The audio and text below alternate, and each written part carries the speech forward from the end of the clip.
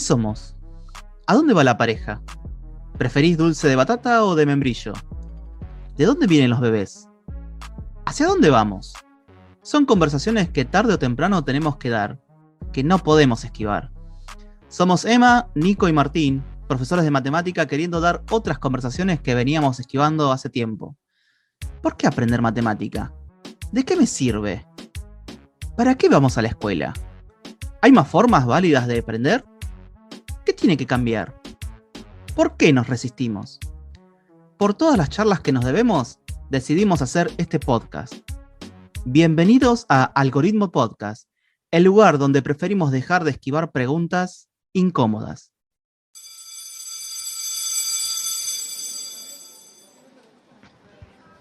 Adentro, vamos. Sí, es el timbre lo que acaban de escuchar. Terminó el recreo. Pasen, acomódense y prepárense para continuar con la segunda parte de este episodio. Porque además, las abuelas en ese momento recibían denuncias todo el tiempo de apareció una familia que la mamá no estaba embarazada y de una apareció con un bebé. Entonces, bueno, se las ingeniaban para llegar a esa familia, pero Claro.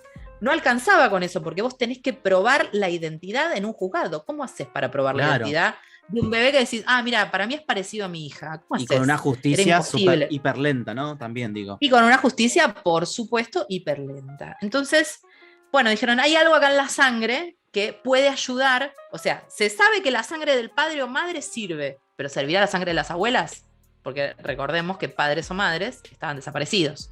Claro. Entonces, Estela de Carlotto con Nélida Navajas, que es otra de Abuelas de Plaza de Mayo, con Chicha Mariani, que lamentablemente falleció hace unos años sin encontrar a su nieta, empezaron a recorrer el mundo buscando científicos que les den una mano. Fueron a un montonazo de países,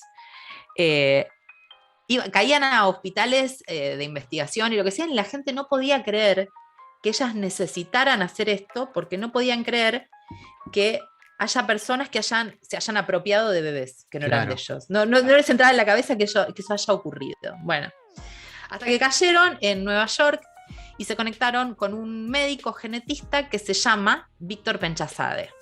Víctor Penchazade es un médico genetista, se había ido de Argentina en el 75 escapando de la AAA, así que todos estos crímenes no le eran ajenos.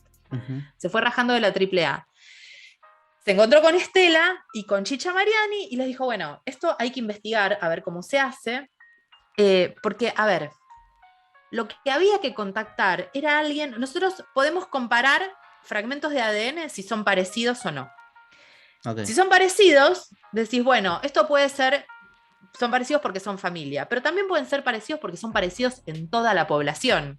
Entonces, lo que uno tiene que analizar es algo que se llama epidemiología genética o genética de poblaciones. Es analizar qué partes del ADN son parecidas en todas las personas y qué partes del ADN son muy diferentes. ¿Se entiende lo que digo? Sí. Hermoso. Porque si son muy diferentes y vos encontrás un parecido, decís, bueno, estos son familia. Son parecidos porque son familia. ¿Sí? Claro. Sí. Entonces, empezaron a ver qué era lo que hacían. Lo primero que encontraron fue algo que se llama complejo mayor de primero contactaron a una científica que se llama Mary Claire King, que justamente era especialista en epidemiología genética. Entonces, ella fue la que empezó a trabajar con este tema. Lo primero que empezaron a comparar era algo, no comparaban ADN, sino que comparaban las proteínas que estaban en la sangre. Comparaban algo que se llama complejo mayor de histocompatibilidad. El complejo mayor de histocompatibilidad son proteínas que están en la superficie de las células y que son las encargadas de determinar qué es propio y qué es ajeno. Son las que detectan eso. Claro. Entonces, son las encargadas, por ejemplo, de rechazar un órgano o de aceptarlo en el caso de un trasplante. Ok. Nosotros tenemos mucha combinación de complejos mayores de histocompatibilidad. Entonces, estudiar esa combinación hacía que vos puedas comparar si esa combinación era parecida entre familias, entre personas, la probabilidad de que sean familias era muy alta. Claro. ¿Cuál era la complicación? Esto era en el año 84, por ejemplo. ¿Cuál es la complicación con esto? Es que para analizarlo se necesitaba sangre fresca y estos análisis se hacían en Estados Unidos. Entonces había que transportar la sangre a Estados Unidos. Claro. Entonces lo que hizo Mary Claire King fue viajar a Argentina y preparar acá, enseñarle cómo eran esos ensayos, esos experimentos, a una científica que se llama Ana María Di Leonardo, que trabajaba en el Hospital Durán. Entonces, al principio se estudiaba justamente la combinación de estos factores complejos mayores de histocompatibilidad. El primer caso que se determinó la afiliación por esto fue en el 84, el de Paula Eva Logares. Paula Eva Logares la secuestraron con su familia cuando ella tenía 2 años, en el 76. En el 78, perdón, la secuestraron en el 78, ella había nacido en el 76, su abuela Elsa Pavón la buscó, la encontró en un momento, pero bueno, tenían que probar que sea Paula Eva Logares. Y el primer día hábil de la democracia pusieron una denuncia en el juzgado para que Paula dé su sangre. Y justamente estudiando la sangre de Paula y la sangre de sus abuelas y de sus tíos, o sea, de los hermanos de sus padres, lograron saber que Paula pertenecía a la familia Logares. Así que Paula es la nieta recuperada, número 23, es del 84 y fue el primer caso gracias a la sangre.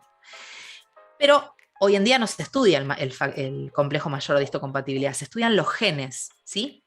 Entonces, algo que es que de la genética es una belleza, chicos, que esto a mí me emociona muchísimo, si los aburro me dicen. No, para nada. Nosotros tenemos, no, está bien. No. En los núcleos de nuestras células tenemos los genes que dicen después cómo somos, que después se traducen en proteínas, y las proteínas son las que hacen las funciones.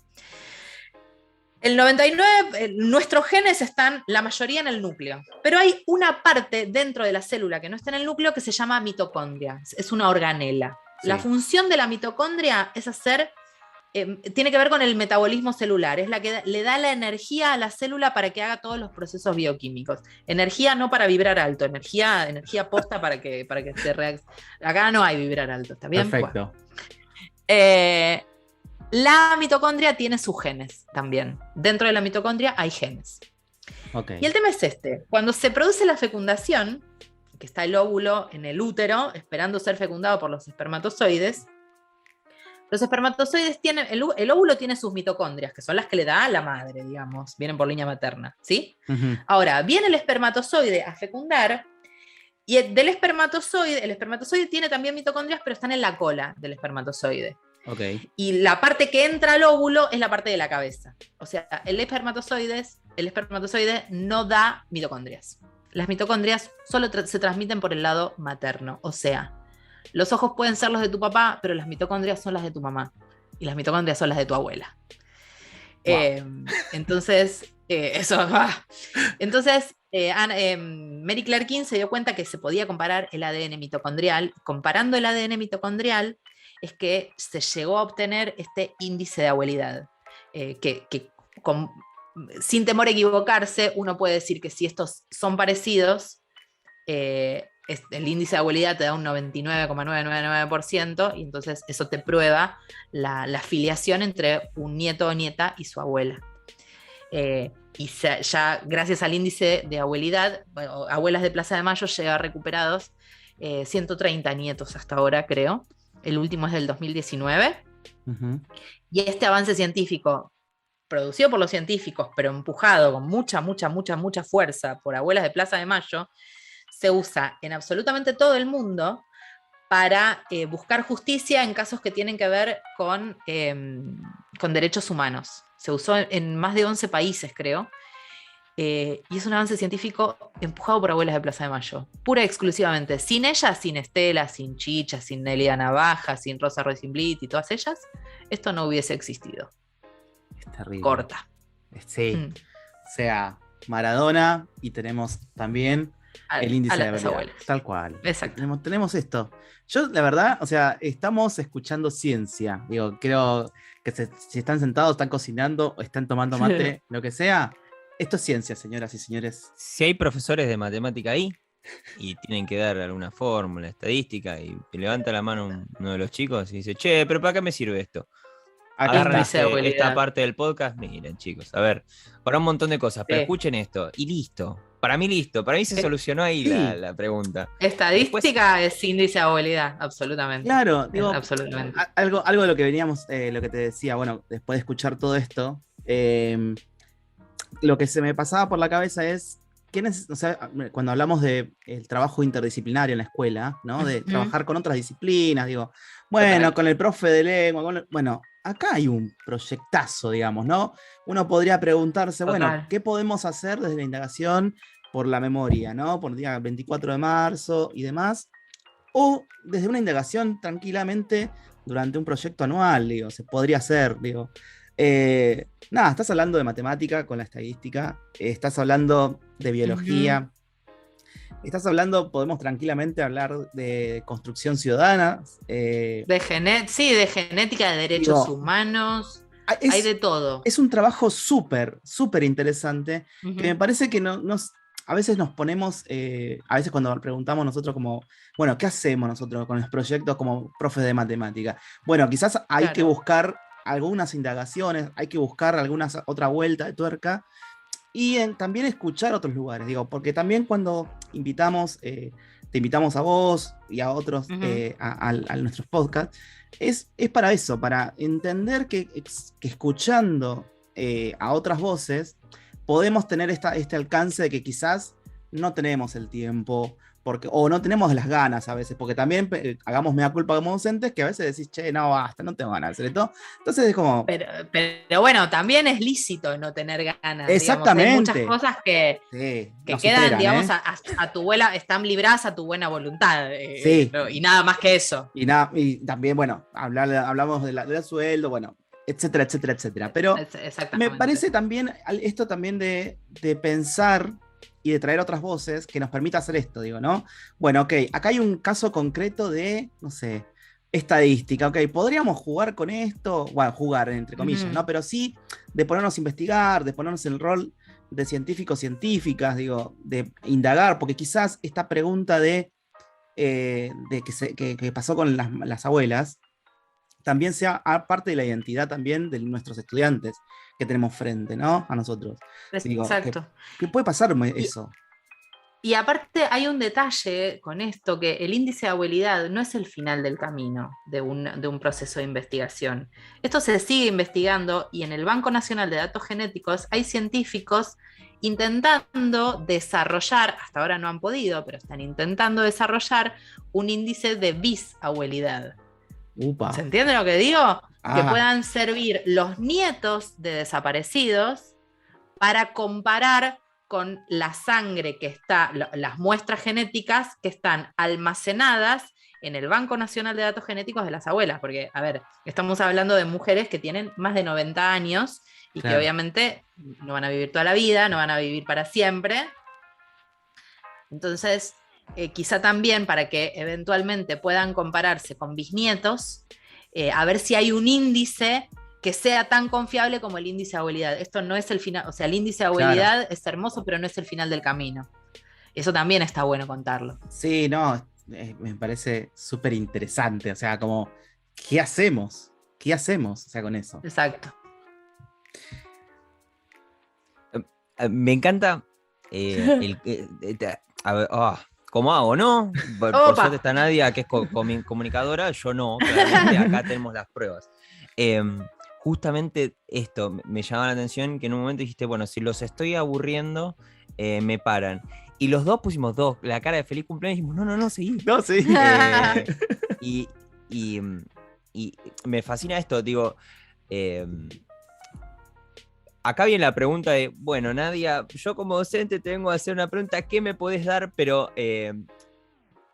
vos decís, ¿qué hago yo como profesor? Así, un tip. No sé si un tip, pero algo que te salga a vos de decirme. A mí me pasa que hablamos con Andrés Riesnik en otro capítulo y yo le decía, yo de alguna manera, como doy matemática, en algún momento tengo que seducir a mis alumnos. Y Andrés decía, mira, no lo había visto por ese lado.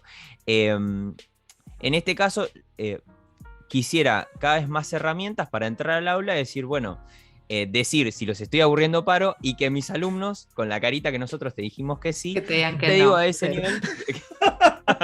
Claro. ¿Hay algo? O sea, vos decís, bueno, mira, ¿sabes qué? Hagan comedia. No necesariamente, ¿eh? Contá historias. Para mí, el poder de las historias no hay con qué darle. Porque estos descubrimientos no fueron de un día para el otro. Y atrás de cada descubrimiento y cada desarrollo hay un montón de historias. Entonces, para mí el poder de las historias no hay con qué darle. Puede ser desde la comedia o lo que sea, pero si vos sabés contar una buena historia, va a estar todo bien. Y es imposible que no te sigan ahí. O sea, si la historia es un perno, sí, los vas a perder. Pero si la historia está buena, y hay un montón de cosas para contar atrás, hay un montón de cosas. Yo en el 2018 arranqué un podcast que se llama Contemos Historias con una amiga que se llama Vale Edelstein, que es química y es investigadora también, y tiene muchísimos libros publicados, y es la persona que conozco yo que más la tiene clara en encontrarle un hilo a las cosas, en contar historias justamente. Y ella tiene 1000 historias, y hay 1000 historias de 1000 científicos y científicas, o cosas que fueron de casualidad, o cosas recontralocas que han pasado, que siempre te sirven para explicar algo, ¿entendés? Claro. Bueno, no sé, yo en mis clases de química, siempre que tengo que explicar algo que son los compuestos aromáticos, que es un embole, siempre les cuento la historia de Kekulé, que Kekulé era un químico alemán que siempre... esto es así. El benceno es un compuesto que tiene 6 carbonos y 6 átomos de hidrógeno. Durante muchos años, los científicos se rompieron la cabeza viendo cómo se acomodaban esos átomos en la molécula, porque cómo se acomodan y con quién se enlazan, hablan de las propiedades físicas y químicas que tiene ese compuesto. Durante muchos años, los científicos intentaron darle una estructura a ese benceno que pegue, digamos, que combine con las propiedades físicas y químicas de ese compuesto, y no podían. Kekulé lo estudiaba, y no llegaba, y un día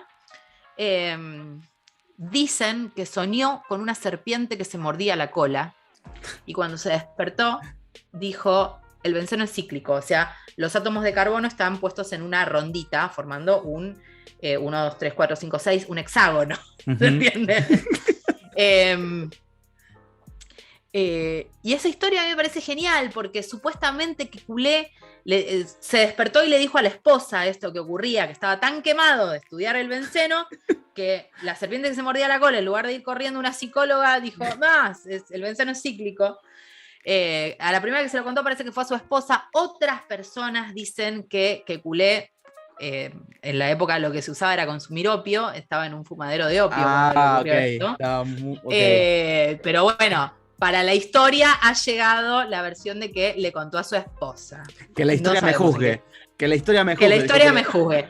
Bueno, estas cosas yo las cuento a mis alumnos y se entusiasman con eso, porque nada, es una historia chiquita, pero te sirve para valorar, para poner en contexto las cosas, lo que costaba investigar en ese momento, lo que sea, y para ponerle un poquito de pimienta a todo.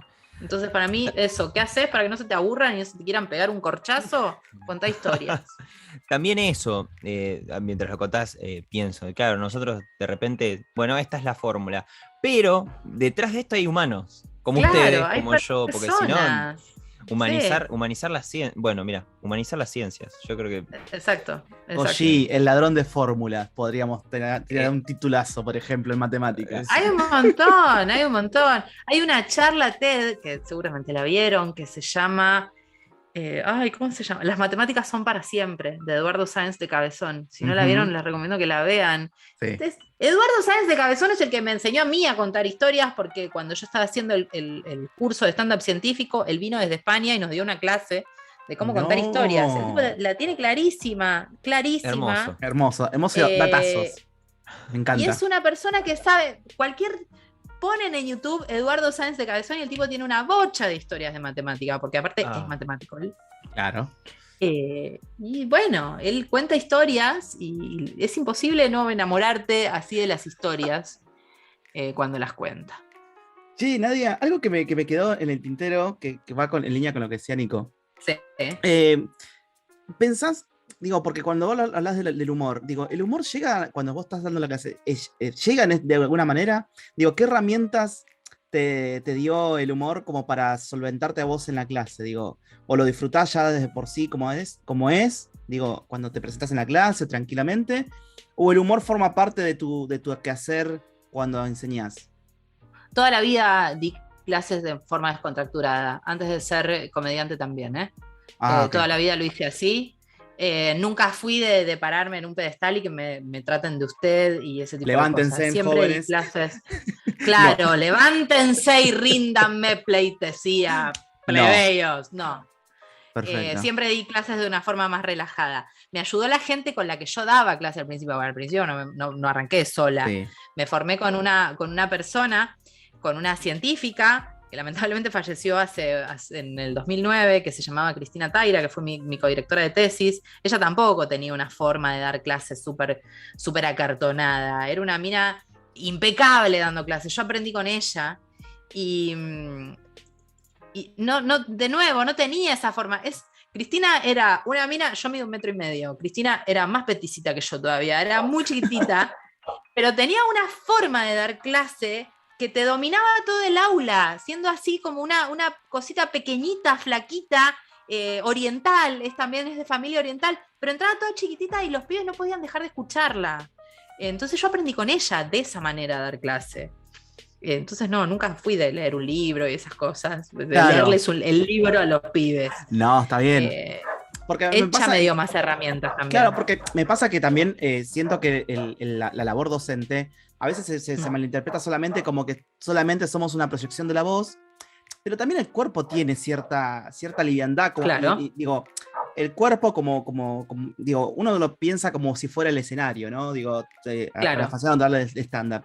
Digo, esa cuarta pared que no existe, que en realidad son las reacciones que se tienen. Digo, uno se tendría que debería mover, digo, porque pasa que a veces lo que nos dicen es que no te absorba en la pizarra o el pizarrón, ¿no? Porque uno se queda ahí muy quietita y muere ahí la escena como si fuera que no está más nadie.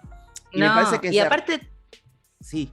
No, y tenés que mirar a los alumnos. Yo me doy cuenta ahora, que les miro mucho la cara a ver si entienden o no entienden, me doy cuenta ahora que tienen barbijo, que no me doy cuenta si entienden o no entienden, porque tienen la mitad de la cara tapada. Tal cual.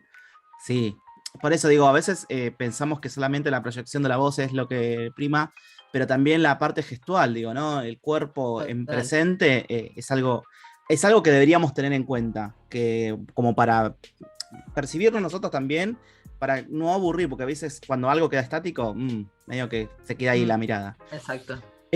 Nadia, la verdad, impecable, digo, la verdad que estamos muy agradecidos. Por favor. Y para terminar, para agasajar un poco más todo esto, quisiéramos preguntarte, o que primero te imagines, que vas a tomar un café a un barcito, acá por el Bernal, si querés, por Quilmes, te sentás y hay un sobrecito de azúcar. Sí. ¿Qué frase que referencia de lo que hablamos hoy debería estar en ese sobrecito de azúcar? Hay una frase que me gusta mucho de Elvira Rawson. Elvira Rawson fue la segunda médica argentina que habló en un congreso, en un congreso de mujeres a principios de 1900. Hizo muchísimas cosas Elvira Rawson, pero muchísimas cosas. Le salvó la vida a gente en plena revolución del parque, cuando se morían todos, y se moría gente del gobierno y revolucionarios, y ya le salvó la vida a los dos por igual, porque decía que los hospitales eran para todos. Bueno, muchas cosas hizo. Y además estudió la salud de las mujeres desde un punto de vista fisiológico y no moral, al principio de 1900, que no era algo menor. Eso. Estudió la salud de las mujeres desde un punto de vista fisiológico y no asignándole nada moral a las infecciones que tenían, nada, desde un punto de vista fisiológico. Y en un congreso de mujeres, ella dijo: ni somos tan pocas, ni estamos tan solas. Esa frase me encanta. Me encantó. Me parece que es la frase como para cerrar el episodio de hoy. Te agradecemos un montón por habernos compartido por lo menos tu tiempo, que es un montón también eso, así que agradecidos. No, gracias a ustedes dos, la pasé muy muy bien. Espero que sirva para algo todo esto.